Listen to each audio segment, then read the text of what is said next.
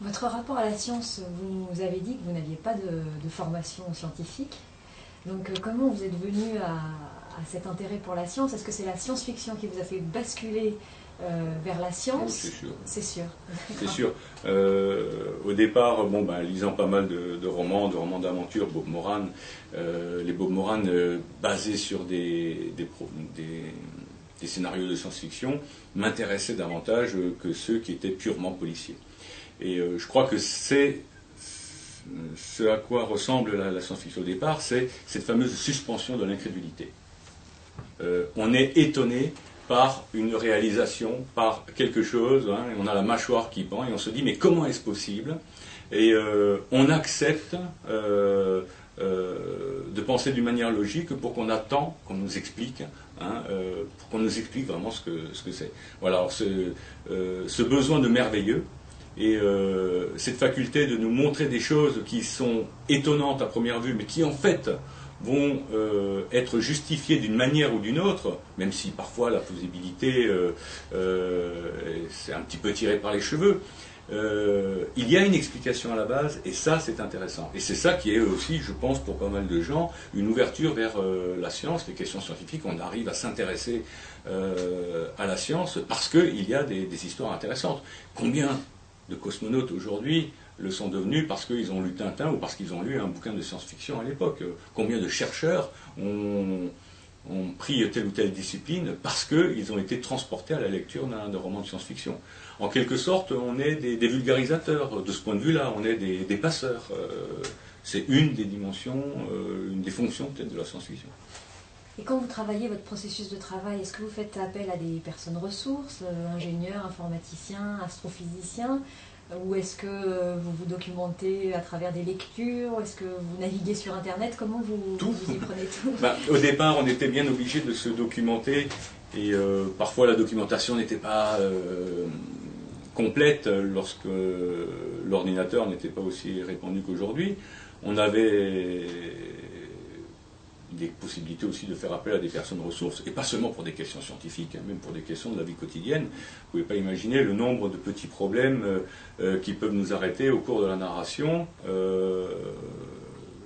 On sait par exemple que dans le roman policier, un inspecteur va rire lorsqu'on voit comment on arrête quelqu'un. On voit bien aussi comment un prévenu répond lors de son jugement. Il y a beaucoup d'expressions qui sont venues du système judiciaire américain, qui est très popularisé dans les films et qui du coup est dupliqué dans notre système judiciaire. Donc on se documente forcément. C'est une base, c'est aussi un plaisir, parce qu'on apprend, et je crois que plus on se documente, plus on va trouver des petits trésors narratifs que l'on va pouvoir injecter dans son récit. Et alors évidemment, avec Internet, on peut se documenter au plus près du réel et de ce qui est en train de se faire dans les laboratoires. Mais après, il n'y a pas que la documentation scientifique, il y a la documentation, je dirais, d'ordre sociologique ou philosophique, puisqu'il ne s'agit pas seulement de montrer ce que l'on va pouvoir faire. On n'est pas là pour parler d'une manière de la volonté de puissance, hein, mais aussi d'avoir un discours là-dessus, de réfléchir, et ce qui fait que les penseurs, les philosophes sont aussi des gens intéressants qui viennent nourrir notre imaginaire. Est-ce qu'on peut parler de l'anecdote de la personne avec qui vous faites appel et qui fait tous les calculs? Vous nous parlez... Ah, en ce moment, alors, il y a quelqu'un qui, dans le milieu de la science-fiction, qui est très intéressant et auquel je tiens à rendre hommage, c'est Roland Lehoucq. D'abord, il nous fait beaucoup de publicité dans les revues scientifiques. Lorsqu'il doit parler de quelques livres, il cite les auteurs de science-fiction. Mais les auteurs de science-fiction, et je ne suis pas le seul, font appel à lui pour construire au mieux leurs intrigues, parce que avec ses connaissances scientifiques, il est toujours prêt à aider les écrivains à construire un bout d'intrigue, dire ceci est possible, ceci n'est pas possible, ou alors en se débrouillant de telle ou telle manière. C'est un astrophysicien, donc, qui a écrit aussi beaucoup d'ouvrages de vulgarisation scientifique, aussi bien pour les tout petits, hein, sur le soleil, la lumière, que pour les adolescents. la physique de Star Wars ou bien Superman, l'anatomie d'un super-héros sont des livres que je vous recommande parce que c'est génial. Et ces articles qu'il écrit dans la revue de science-fiction Bifrost ont été repris récemment en un recueil, et c'est un plaisir de lecture parce que c'est instructif et c'est en même temps bourré d'humour.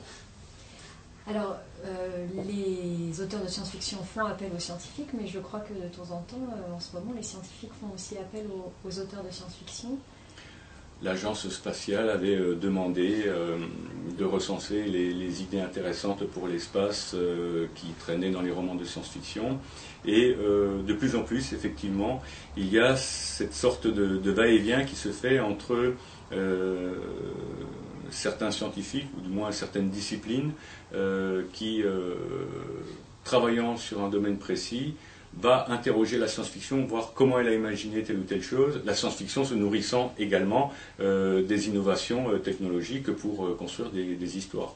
Je crois que l'intérêt de la science-fiction, en tant que littérature, là, est de mettre en scène ce qui est simplement proposé par un organisme de recherche et qui ne montre pas effectivement comment on vit. Bon, on peut le donner pour, disons, tous les exemples. On invente la télévision et on dit que ça va être l'instrument d'éducation des masses. En fait, on participe davantage à l'abrutissement peut-être, parce que est venu là-dessus un secteur marchand qui va regarder les termes d'audience, voilà. Mais on regarde comment on utilise une innovation. Lorsque le magnétophone était inventé, est-ce que quelqu'un a pu prévoir qu'il y aurait des baladeurs, des Walkman? Et la science-fiction aussi peut se tromper, en tout cas ne pas annoncer certaines innovations technologiques.